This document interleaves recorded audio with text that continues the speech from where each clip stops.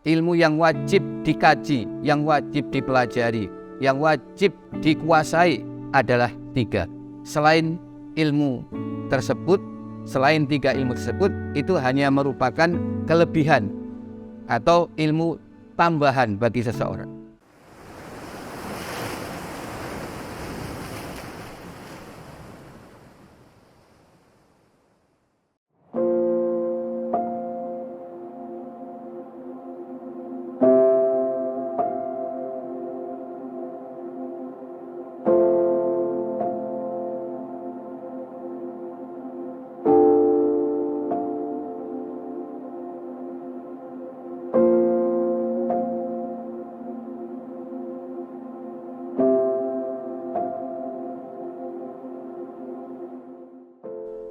Assalamualaikum warahmatullahi wabarakatuh. Innal hamdalillahi nahmaduhu wa nasta'inuh, may yahdihillahu fala mudhillalah wa may yudlilhu fala hadiyalah. Asyhadu an la ilaha illallah wahdahu la syarikalah wa asyhadu anna Muhammadar Rasulullah sallallahu alaihi wasallam wa ala alihi wa ashabihi amma ba'du. Para bapak, para ibu, pemirsa kaum muslimin yang kami hormati, Rasulullah sallallahu alaihi wasallam bersabda, "May yuridillahu bihi khairan yufaqihu fiddin." Barang siapa yang Allah menghendaki kebaikan baginya, maka Allah menjadikannya sebagai orang yang faqih fiddin. Yang dimaksud faqih fiddin adalah memiliki kefahaman dalam syariat agama, yaitu khususnya agama Islam. Kebaikan sebagaimana yang dimaksud dalam sabda Rasulullah SAW tentu bukan hanya kebaikan di alam dunia, bukan berupa materi kekayaan ataupun jabatan ataupun kehidupan di tengah-tengah masyarakat, kehidupan yang terpandang. Karena dalam hadis yang lain Rasulullah SAW telah bersabda, la khaira illa khairul akhirah. Tidak ada kebaikan yang sejati, kebaikan yang sesungguhnya, kecuali kebaikan di akhirat. Sebagai orang yang beriman, yang meyakini kebenaran Al-Quran sebagai firman Allah dan Al-Hadis sebagai sunnah Rasulullah SAW, bagi kita sudah jelas bahwa tujuan pokok adalah bagaimana kita bisa mendapatkan kebaikan dalam kehidupan yang kekal abadi, kehidupan di akhirat. Sedangkan kehidupan di dunia ini adalah kehidupan yang fana. Suatu saat semua ini akan binasa, akan hilang. Allah berfirman, wa mal hayatud dunya illa mata'ul ghurur. Tidak ada kesenangan kehidupan di dunia ini kecuali kesenangan yang menipu dan membujuk kita semua. Karena pada akhirnya kita sebagai manusia akan hidup di alam yang kekal abadi, di alam akhir. Karena itu Al-Quran dan Al-Hadis diwahyukan oleh Allah kepada umat manusia.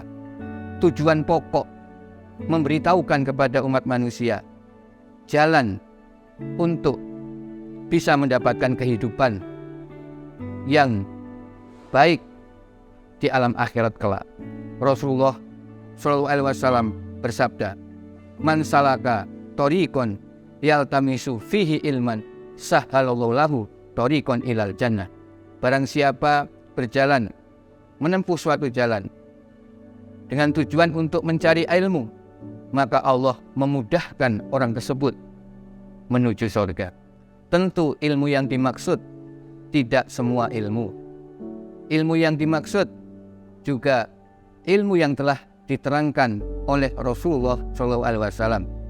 Ala ilmu salasah wa ma siwa dzalika fa huwa fadlun ayatun muhkamatun au sunnatun qaimatun au faridatun adilatun. Ilmu yang wajib dikaji, yang wajib dipelajari, yang wajib dikuasai adalah 3. Selain ilmu tersebut, selain 3 ilmu tersebut, itu hanya merupakan kelebihan atau ilmu tambahan bagi seseorang.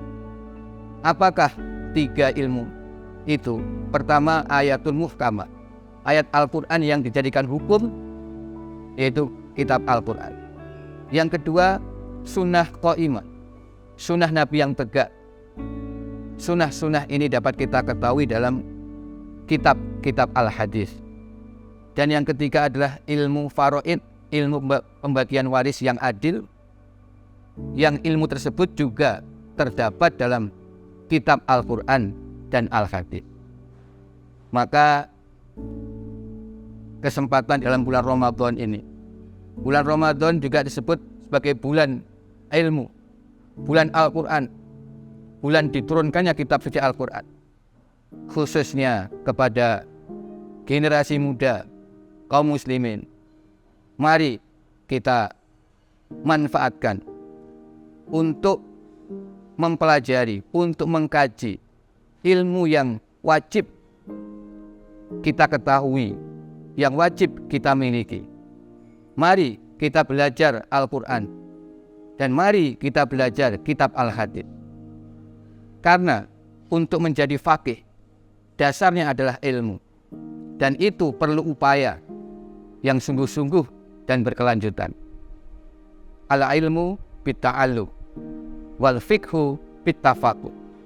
Ilmu bisa diperoleh dengan cara kita belajar, dan kefahaman itu juga hanya bisa diperoleh apabila kita melakukan usaha untuk mencari kefahaman-kefahaman agama yang sumbernya adalah ilmu yang terdapat dalam kitab Al-Quran dan kitab Al-Hadis.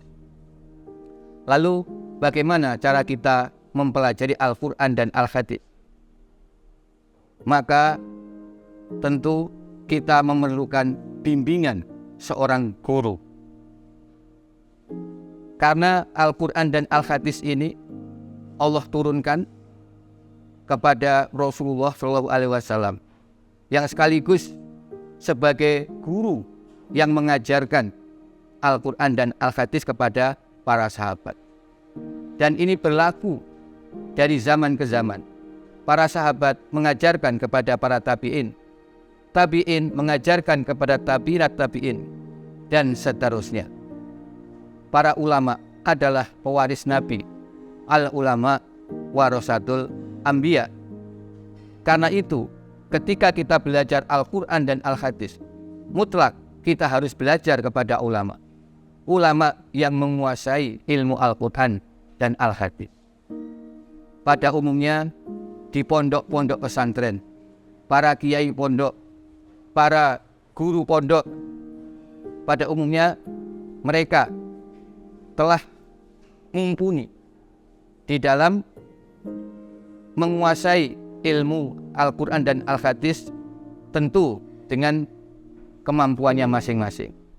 Tetapi setidaknya bimbingan guru akan mengarahkan kita. Sebab para guru pun ketika mengajarkan ilmu Al-Quran dan Al-Hadis, mereka telah dituntun dengan kitab-kitab rujukan agar di dalam mengajarkan Al-Quran dan Al-Hadis tidak menurut kehendaknya sendiri. Seperti ketika kita mengaji Al-Quran, maka tuntunannya adalah kitab tafsir Al-Quran. Di antaranya tafsir yang muktabar, yaitu tafsir Ibnu Katsir atau tafsir Jalalain dan kitab tafsir yang lain.